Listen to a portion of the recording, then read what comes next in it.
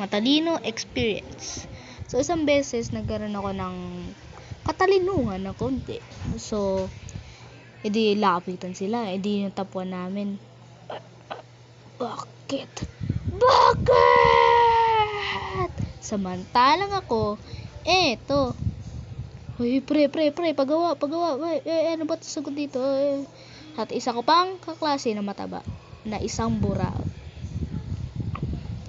Sabi niya, Prince, ano ba sagot sa number 1, ha? Hanggang paulit-ulit.